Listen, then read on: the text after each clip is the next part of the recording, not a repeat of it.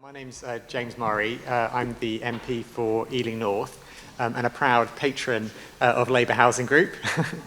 And my involvement in this project came about when I first started talking to people on the Labour Housing Group executive just over a year ago about putting together a report along the lines that's in front of us today, because I thought there's so much knowledge and experience and strong ideas about the principles within the Labour movement, Labour councils, Labour mayors, and also people outside of the Labour Party but close by. And I wanted to bring that all together and share it. And so I spoke to Labour Housing Group about this idea. Fortunately, they thought it was a good idea, and so we initiated this project. I had to step back because I joined the Shadow Treasury team, but I'm so pleased that the Labour Housing Group have brought forward this fantastic report. And I think as in-person attendees, you appropriately can get a hard copy of this, so you can live in the real world and read a real copy of the book. We've heard, obviously, the Shadow Secretary of State for Housing, Lucy Powell, mentioned council housing in her speech, saying that the new settlement must include a massive increase in council and social housing, which I'm sure everyone in this room was, like me, very pleased to hear those words in that speech. It's a really strong endorsement of the role of council housing in Labour's policy and our approach to solving the housing crisis. We've got about an hour and a half here tonight, and we're going to hear from four of the contributors to this fantastic publication.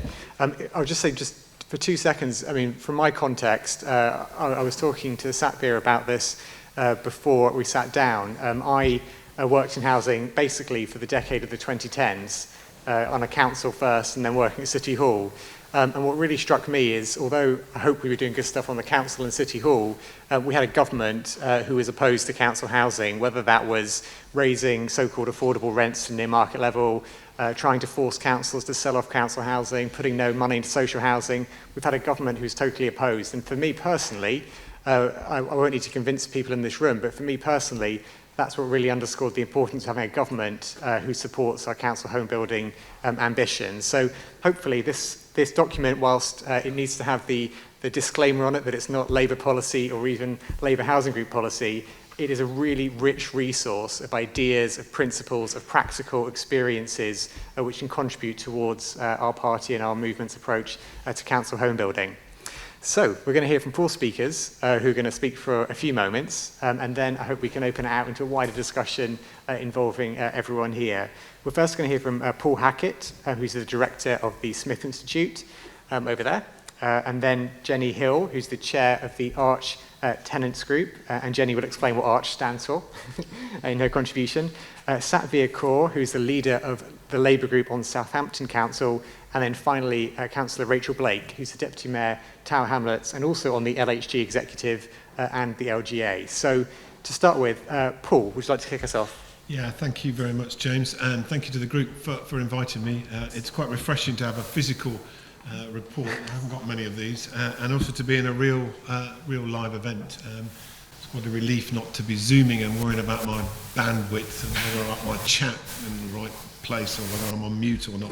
So this is quite refreshing. It's a couple of years since I was here, Labour Party conference. So yeah, it's very strange times we're in. I wanted to just briefly sort of set the scene in a way and talk about councils building again, providing a variety of housing. I didn't really want to go through a long list, and there is a long list of issues and concerns, and many of them are addressed in this report that make up for the housing crisis, which continues to roll on and on. I will make one observation now about the new Secretary of State Gove and the new department, which has housing in its title, levelling up housing communities, but worryingly doesn't have local government in its title, which is slightly disturbing, I feel. Tends to suggest perhaps where the government's priorities are at the moment. I thought it'd be useful to talk about what I know from the work the Smith Institute has been doing around councils and providing homes, not just building homes, but providing homes. And then make a few points, I think, observations for discussion about perhaps what Labour should or could be doing. I mean, the first thing to say is that, councils, and particularly Labour councils, I think this is important, are building more and are providing more, certainly more than they were. And what they were providing was very little, but they are providing more. Mostly, of course, it would be the stock-owning councils, and it's mainly in London and the cities, but not exclusively. We are seeing more homes provided largely through local housing companies and to some degree joint ventures and regeneration schemes by districts and counties, by Tories and Lib Dems, but Labour are certainly supplying more, particularly, as I said, in London, but also places like Birmingham. And some of them are coming through the housing revenue account directly from the council. So that's good news. I think we should be proud of that despite all the difficulties councils are facing, and they are massive challenges, as we all know, around waiting lists, around homelessness, around issues of temporary accommodation. You know, councils are doing as much as they possibly can. The issue, I think, here is, in terms of councils building again, is the type of housing that's being provided. And not a lot of it, from what I can see and from the work we've done and the work that UCL have done, and Janice Morfitt's got a chapter in here. She just produced another piece of research. You can look it up on the internet, on a survey of councils building. I mean, a lot of what we're seeing is essentially of an affordable rent, which is around 80% of market rent, in many places not affordable, and market housing to some degree, and shared ownership. And we're not seeing a massive increase in social rented housing, which I think is an issue. Some authorities are starting to buy for temporary accommodation. I think that's really interesting. It's something that the Affordable Housing Commission called for a housing conversion fund where councils could actually buy up distressed or poor quality private rented properties and use them for temporary accommodation, and then eventually to use them for social housing. Seeing a bit of that, which I think is really exciting, and again that's been led primarily by Labour councils. However, overall, even at the best guess, and this is the figures that UCL are talking about, the best guess, we're looking at 20,000 units across England last year. That's more than double what it was 2 or 3 years ago, which dates back, of course, to the May administration, which was beginning to show some signs of turning on council housing, although, you know, that was very much coming from Toby Lloyd from Shelter and other people within that administration who were very pro an approach of councils building.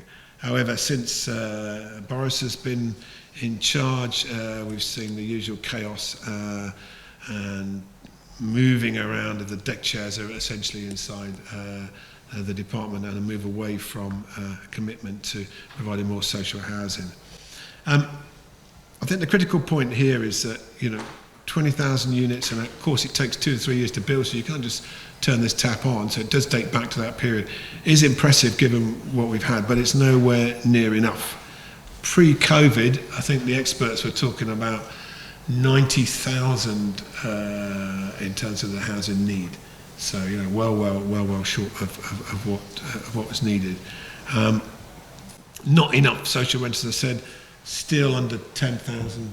Some people say well under that, but certainly around that figure. So that's still well short. If you think about 90,000 in need, that's not talking about people that perhaps would like to be in council housing or social housing provided by the council so they can save up and move up the housing ladder, which is in fact what happened to me in my own experience. We lived in a council house until I was 10, and my mum was always proud of being able to save up to buy a house to move them down the road, and when we left, she left the flowers on the table for the next lot that moved in. They did the same thing too. That housing ladder's completely disappeared. There's certainly the rungs on it for people to do that. So even without them, those people that are looking to save to move on, the actual need, the waiting list, are not being met in terms of supply, which you all are aware of. Interestingly, the funding for this, and I'm going to come on to focus on this in a minute, the funding for this has been pretty scarce. I mean, the stat that I use, and we worked on at the Smith Institute, is that around 80% of all the housing spend, all of it, the whole pot, 80% of it goes to private market housing. Now, obviously that's going to change under James, though we're going to see a bigger chunk of that, the 20% that goes to social housing, make that a bigger slice. The issue's always been, and it's an issue that started well before the Labour administration, is that much of the spend that's been going on social housing, council housing, has come through the revenue side. It's come through essentially through welfare, through housing benefit and now universal credit, rather than on the capital side and building the homes for people to live in. The issue, I think, and it's an issue we're all more than aware of from the Labour side, has been a considerable political focus by the Tories on first-time buyers and pumping up the market. And as Lucy set out pretty well in her speech about how, property developers, estate agents, and overseas investors have been, ripping us off for long enough on that. Although many of them, of course, as you know, are donors to the Tory party. I'll leave the politics of that aside. What I think is really important here is that whilst that's been happening, and the government has been throwing money at private market housing, what's actually been happening in terms of the big housing market is a 10-year shift towards the private rented sector. What we've seen over the last 20 years, and it started under Labour unfortunately, is a shift away from social housing towards the private rented sector. In fact, home ownership has actually declined over that period. Social housing has halved and the private rented sector has doubled. So what we've ended up with, and certainly under the Tories has exacerbated this, is a situation where social housing has been made smaller and smaller, and the private rented sector is getting bigger and bigger. And the worrying thing about that is that the private rented sector is now housing more and more lower income people, more and more families, more and more people in housing poverty. And that's something that I think Labour really, really needs to address. I think the critical point that we need to make here, that I've tried to make in my chapter in here, and I think is important, is that there is a cross-party interest in this. The Tories don't like this either. They've made a commitment, a pledge to increasing home ownership, and they're watching that being eroded by a private rented sector. We made a commitment to get social housing back up again, and that's being eroded by the private rented sector. So we really need to do something about that. And anyone who works in a council that's dealing with temporary accommodation will tell you it's pretty much a nightmare out there trying to find places to put people that are not in the private rented sector. So I think that's an important point for us to bear in mind. I think in terms of getting councils to build more, how do we get beyond 20,000 towards move over time towards 90,000 a year to what we were perhaps in the 70s? How do we get new build council housing, which is about 1% of all the build, 1-2%, up to 10, 15, 20%. How do we get to that? Well, we've got to move some of the barriers. One of them, which hasn't been talked about on the conference floor, is very, very delicate, right to buy. At the moment, we're losing stock, 20,000 homes through conversion to affordable rent and right to buy are disappearing every year. So those 20,000 that I mentioned are being built are just keeping us standing still. They're not adding to anything. So if we want to get additionality, we need to think about that. Cost of land, James knows from his time at the GLA, always a problem. Cost keeps going up and up. Labour's got some good ideas around compulsory purchase orders, CPOs, and some good ideas about how to get the compensation levels down so we're not paying huge amounts of money to land agents and property and landowners to buy the land. But without the land, you can't really build anything. And in many places, the land is a major issue. The other point in here, and that's the one I just wanted to focus on for a few minutes, my contribution is around grant and subsidy. The bottom line is whether, James, this is going to be your job too for the Labour government. The bottom line is subsidised housing needs subsidy. It needs subsidy. There are some shortcuts to it. You can, and Labour tried it previously to get some private money in as well through housing associations. That business model works to some degree, but only goes so far. You can cross-subsidise, make some money from private housing, put it into social housing, but it's limited. If you really want to build at scale across the country, you're going to have to put your hand in your pocket and pay for it. At the moment, the grant levels are far, far too low to get anything like the scale we need, I think, if we're going to have some renaissance in councils building again. So we need all these other things. They need more powers, they need more capacity and capability, but they need the money. Without the money, nothing much is going to change. So I think the key to moving forward and making, as Steve Hilditch said in his contribution to support, and Steve did a great job here, council housing is the wheel, he said, that's waiting to be reinvented. Well, these days you have to pay for the wheel. It's not going to get reinvented without the resources. And this is where I come to my perhaps controversial point about how do we achieve that. I think Labour has to have its strategy, its political strategy, the next election around housing. Tories on the side of the landlords, Tories on the side of the overseas investors, Tories on the side of the spectators. Great stuff. But we need these homes now. Councils want to build them now. We need to get moving now. Waiting lists are getting longer. How do we get there? I think we do need to think long and hard about how Labour can somehow or other look to forming some sort of alliance with Tories and Lib Dems around the funding. Got comprehensive spending review coming up, the critical element about how much money councils are given to get on with the job. You know, I think there was a possibility of Labour leading that, becoming the standard bearer of a step change in resources for councils to start building again. My worry is that if we don't do that, if we don't force that argument, and we move off at not a tangent, but move off to the side and continue the politics around this, which are crucial and really important for us to win back voters. But if we don't get a cross-party alliance on getting that funding up, by the time Labour does get into power, we may be in an even worse situation. Thank you. Thanks, Steve. Great. Well, thank you very much, Paul, for setting out the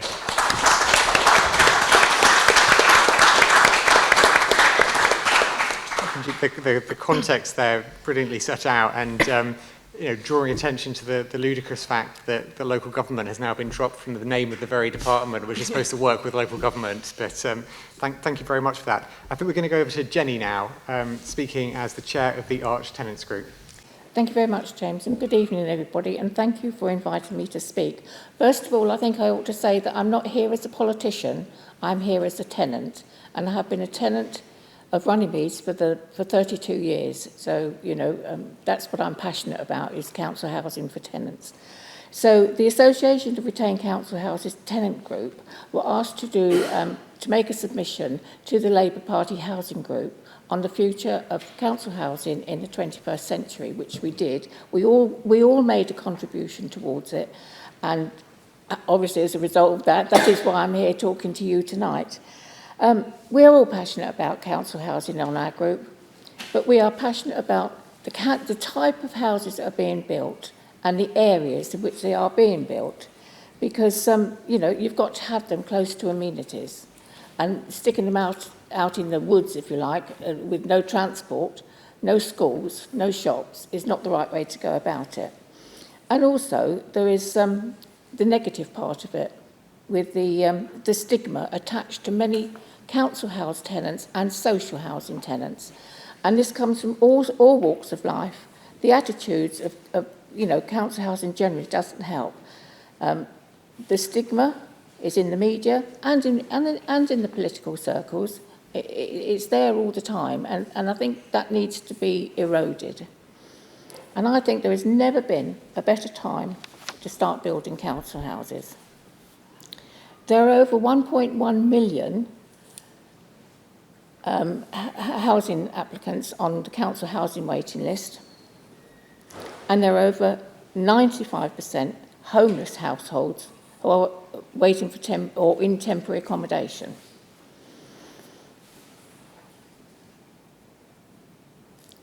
Yet the social, I'm sorry about this, but the rate of people being able to get their own homes has gone down. You know, there's not so many people there's not so many houses to be let. The accommodation from housing associations and councils has fallen by 23% since 13 and 14, and the local authority lettings has fell by 34% over the last 10 years. Everyone is entitled to a decent home and a decent neighbourhood, close to amenities, and if we are to have new large-scale council house programme, this must be taken into consideration. Media stigma, again, I'm mentioning it, and political attitudes must not stand in the way. Any new council housing must be built to last, and builders and planners should ensure that they minimise the reliance on fossil fuels and ensure homes meet the highest standard of energy performance in taking into account the use of alternative ways of heating your homes and cooking facilities. And the views of tenants must be taken into account when making these decisions, because after all, they're the ones that have to pick up the bills. And I was going to mention, you know, the gas is probably cheaper, but it probably isn't at the moment because of the gas prices. But I mean, everything must be taken into account, and the views of tenants is quite important, I think. Of course, the COVID-19 pandemic has highlighted the need for more space, not only in the homes, but in the areas where the homes are. A lot of people, because of the bedroom tax, if they had to self-isolate because somebody got COVID, or if they had to work at home, there was no space for them. So it was very, very difficult. And I think that most councils say you can't bid for a council house if you don't qualify, say, for 2 rooms. You want a 2-bedroom house and you don't qualify it, you only qualify it for 1 bedroom. But with the COVID, it proves that you do need more space.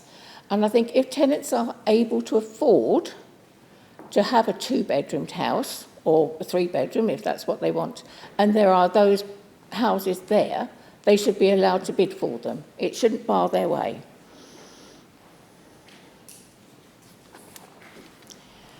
New building methods and modern methods of construction have the ability to potentially increase the speed of construction, but this must not be to the detriment of the standard and safety. Whichever method of construction is used, accountability is vital, and each stage of the construction should be inspected and documented. These documents should be available to tenants and any successor to the person who did the original investigation.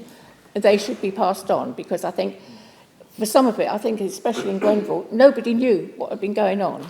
So therefore, it wasn't sustained. People didn't know what had been going on. So I think that is vital that any inspections must be noted and passed on to their successors.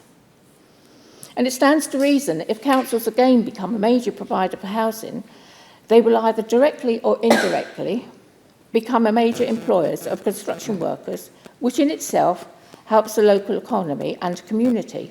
And as far as employment is concerned, however, if this happens, then councils will need to ensure that they employ those who are adequately trained and paid. It would also provide an opportunity to provide apprenticeships for the young in their areas. Despite large-scale council house building, many homes in the last few years have been in the sector have been lost to the right to buy. And councils are not allowed fully to use the 1-for-1. It doesn't work in practice. So, you're losing out. Every time one of your tenants buys their house, you don't get the 1-to-1 receipts to be able to go and build a house of the same. As a result of all the right to buy and the reduced number of tenancies available to those in most need, has created the public perception that council tenants are mostly poor and unemployed. This is not the case, but the stigma attached to social housing still exists, and we must do more to combat that perception. Councils have a choice as to whether they want to build housing estates or a thriving community. To build a successful community, it has to have good access to amenities such as schools, employment, shopping, health and leisure services, and transport. Council should provide a mixed community that encompasses households with or without children, older and younger, those on low or higher incomes, and they must not segregate the tenants. Councils must learn from their mistakes in the past and provide sustainable council housing for the future. Thank you.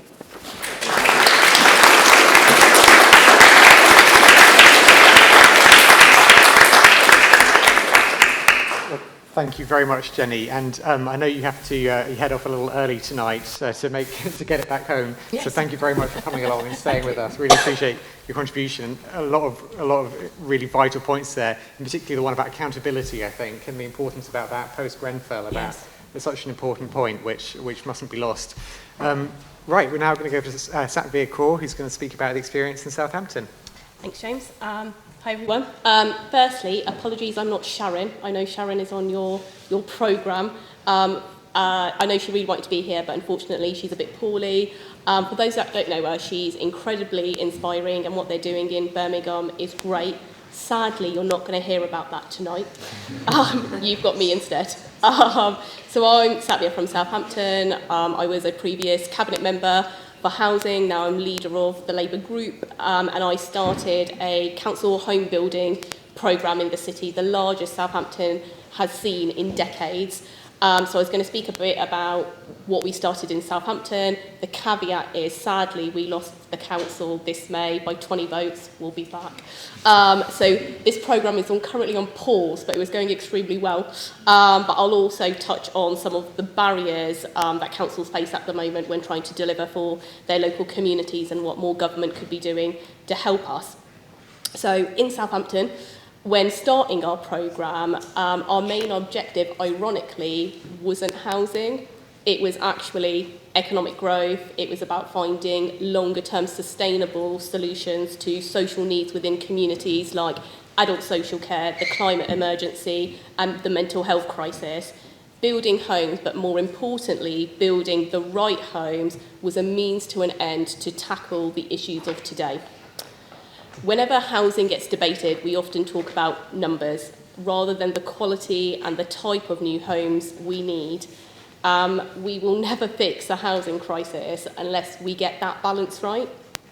So, for example, in Southampton, I know this is a case with loads of cities, hundreds, if not thousands of homes are getting built. But sadly, there are huge waiting lists in Southampton. We've got an 8,000 waiting list. So it has to be about the right type and building homes that match local need.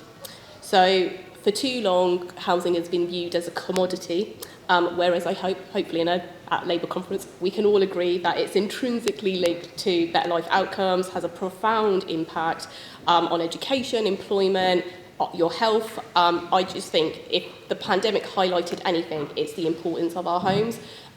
Almost overnight, our homes went from becoming a place of work, a classroom where most of our leisure activity took place. It emphasised the importance of putting design at the heart of new building. When the first generation of council homes were being built, they had a clear focus about addressing the social needs of that time. Homes fit for heroes were some of the first to feature electricity, running water, have indoor toilets and gardens. So Labour in Southampton wanted to take this principle and use our new home building programme to deal with the issues of today, principally around adult social care, the environment and health. So as part of our £144 million investment to deliver 1,000 council homes, we ensured that not only all of them were 100% affordable, they created over 1,000 jobs, generated 78 million into the local economy, but they focused on the needs of our communities. And that's why I do think councils are best fit to deal with the housing crisis, because we know our local needs and how to address them. So just very quickly on those three areas, with adult social care, talk to anyone in local government, it is the one thing that is pushing councils to breaking point, both financially and morally.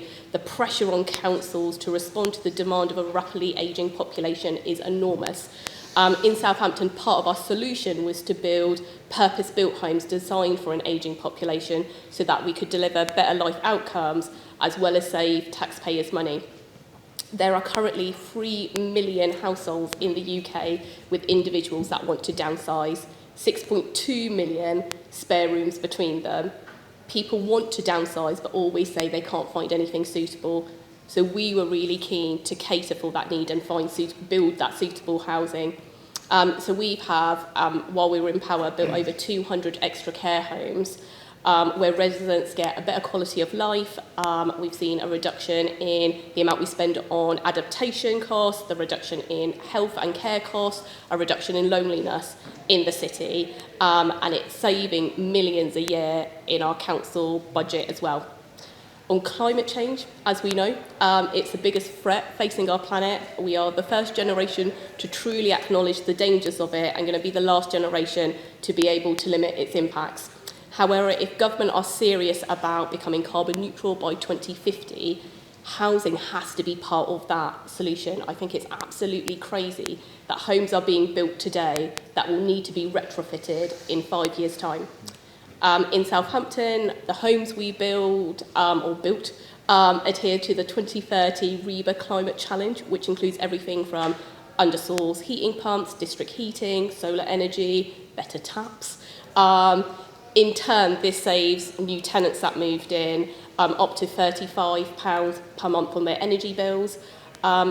As well as that, we did focus on modern methods of construction, and I know the nervousness around that. I do have, my theory is that modern methods of construction are the future.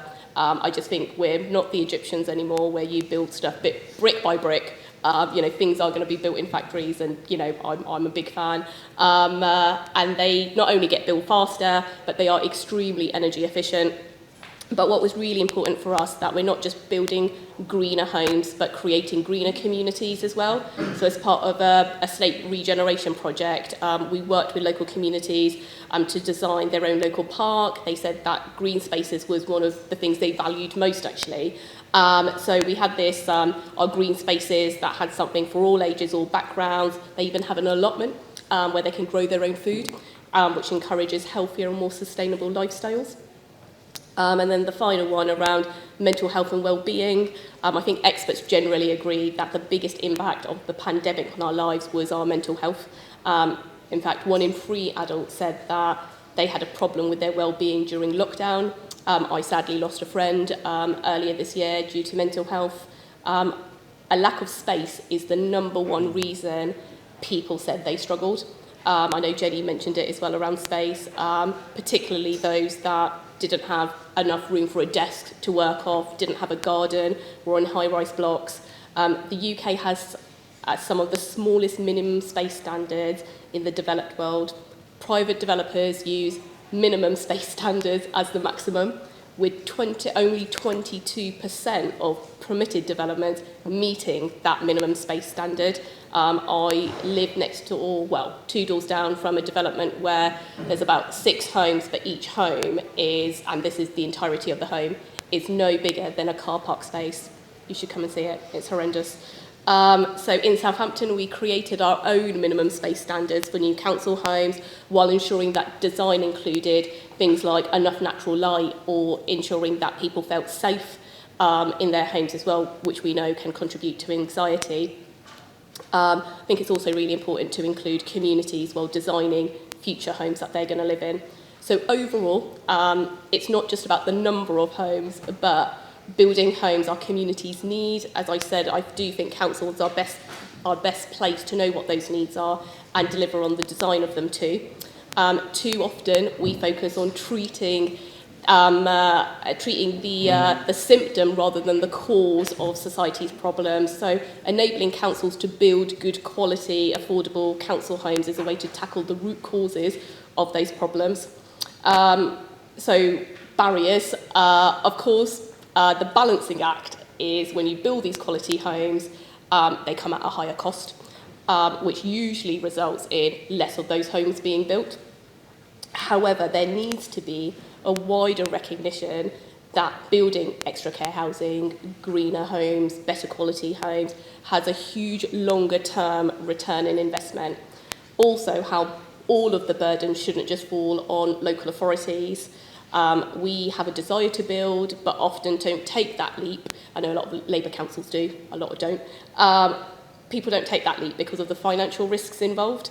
There are councils out there that are doing amazing things, but I think we need to acknowledge that what we're trying to do just isn't sustainable. I know Paul mentioned that it's slowly going to spiral out of control, and we had to, in Southampton, borrow that money to build, but even that has its own limits about how much you can borrow, therefore how much you can build as well. So I do think there needs to be, like Paul said, a solution to right to buy. It's just not good enough for government to turn around and say, oh, there you go, councils, you can, we're giving you the ability to get into deeper debt, there you go, on your bike. We need something bigger, a solution to right to buy, give councils the freedom to decide what to do with it, how they spend that money. At the moment, Southampton loses 150 homes every single year through right to buy. Those cannot be replaced at that rate. Government grant, very, very welcome, doesn't go far enough, and the ability to cross-subsidise adds extra financial, well, the inability to cross-subsidise adds additional pressure as well. So councils also, and I know this is part of Labour policy coming through, should be able to buy land at a discounted rate for housing, and councils to be given additional capacity to deal with it. But ultimately, and I'm going to agree with Paul and I suppose this panel, Labour does need to make the case that subsidised housing needs government subsidy. If we want to tackle the needs of society and give people better life outcomes, that comes and starts, in my opinion, with good, decent homes that our communities need. Councils want to deliver these homes. Government needs to take off our shackles and give councils the tools and the ability to achieve this. Thank you.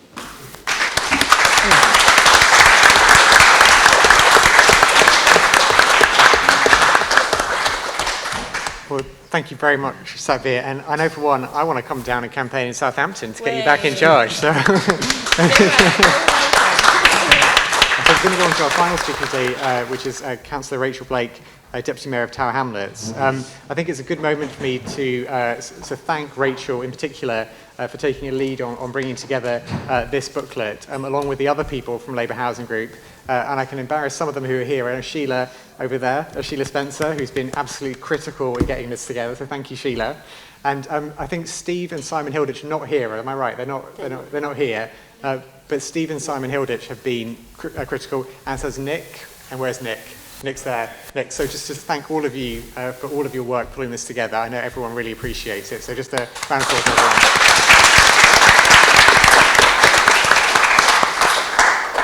Rachel, over to you. Thank you, James, and thank you for having the idea and bringing us all together. It's been a really exciting piece of work, and I think having it all in one place, as you said, is just a really valuable resource. I just wanted to spend a little bit of time reflecting on some of the conclusions in the report, building on some of the remarks that we've heard so far. But the really core point is the last 10 years, we've gone from having housing revenue accounts being complicated things that give people headaches and you don't really know how much money you might have at the end of the year and how much government might give you and what you might need to spend on your stock, to being in a place where since the full self-financing settlement, which happened between about 2010 and about 2012, councils really are delivering. So it just hasn't taken that much time for councils to really step up. And I think that should all give us real hope for what more can be done in the future. So devolving and liberating housing revenue accounts has really demonstrated that local authorities can step up. Yvette Cooper used to talk about it in the late noughties, and then John Healey, it must have been so frustrating, but I'm pretty sure all the paperwork was ready for it to be kind of signed off. And but in the last 10 years, local authorities have really demonstrated it. And then a sustained and then successful campaign about lifting the borrowing cap as well has given local authorities even more confidence to build. And that's what we really need to learn from this report. The other thing that we really need to take away from this report is that the failure to build enough homes in this country for the last 40 years is so linked to the end of mass council home building and the right to buy. It's really clear from the findings in the report and the experiences across the country that these two things are linked, and the private sector and the housing association sector are just not able to step up to the pace and the amount that's needed, and also they don't have the capacity. So we should be sharing out the capacity and the ability to deliver, and that's what councils can do. The need and demand for council homes is so significant. There are several parts in the report that really demonstrate why council home building addresses Labour's mission around social justice. The disproportionate impact that poor housing has on women, on black, Asian, minority ethnic communities, on people who are disabled. A shortage of adapted and suitable housing is holding people back, and it's council homes and council home building, and it's the strategic direction that councils are prepared to give to council home building that can really meet that gap. And it's so important that councils hold on to that strategic role. Bad housing, as Satvir has mentioned, creates costs in other services, whether it's health or social care or education. And whilst we're talking about that, campaigning about that, because we've been talking, I think, throughout the day on conference floor and in other events earlier about how we really make the case for it. And I think Labour Housing Group would always say this is a social justice issue. Councils are going to be well placed to do this in that we have planning powers, we have a range of powers across analysing demographic growth that means that we are very well placed to develop council home building programmes. So the policies that we're really promoting in this report, and it's really good to hear them being adopted by the front bench throughout the day, is about social rent.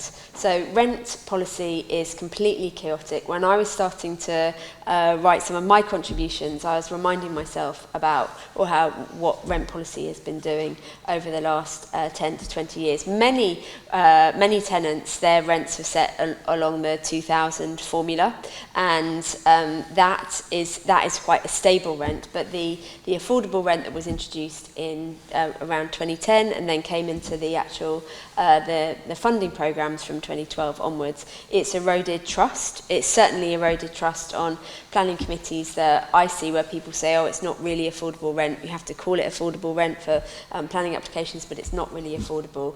And I think that's having a really big impact on us winning hearts and minds for new council homes. It's also eroded transparency, I think, in the process as well, because different providers might have a different approach to their rent setting. So we need to establish social rent, and Labour authorities, James, when he was at City Hall, are leading the way on this. My local authority in Tower Hamlets, we've reset our rent levels as well, following a piece of work around affordability. But we're saying in here that rent should be between 25% and about a third of local incomes. That seems about the right level, and it's really good that that's being taken on by the front bench now, because the policies at the moment are chaotic.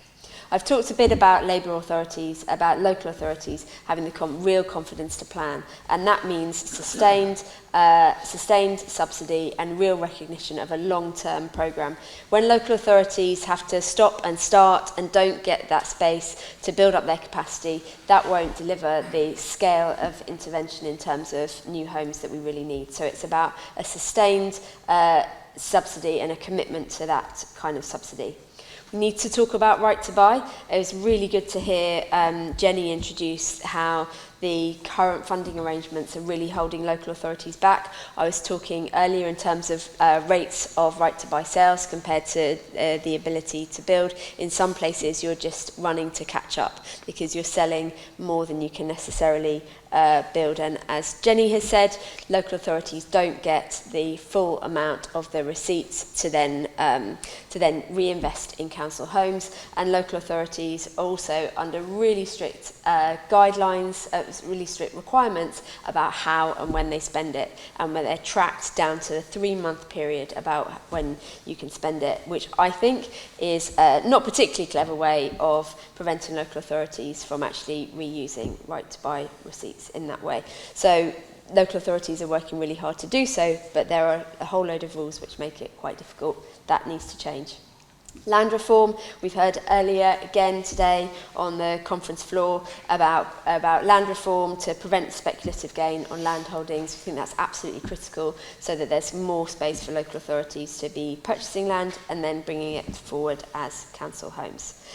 Really, my final point that I think sums up what's been said earlier is we want to be building communities and not just homes. So, as Jenny was saying, near to and connected to social infrastructure. The SATVIS talked about the quality of homes also really matters. And I think it's local authorities that are best placed to be doing that based on their connections into their communities. It's absolutely vital that we have that alongside the real investment in tenant engagement as well, which improves accountability of council homes and overall improves regulation as well.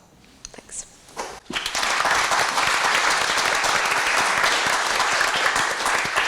A point that Rachel emphasised, as many other speakers have emphasised, is the importance of building communities, but also the centrality of housing to so many other aspects of social policy that we want to change, we want to make better. And I think a lot of us find once you've worked in housing, it never leaves you, does it? It's your first love. It's at the heart of, I think, a lot of the answers to making our country a fairer place.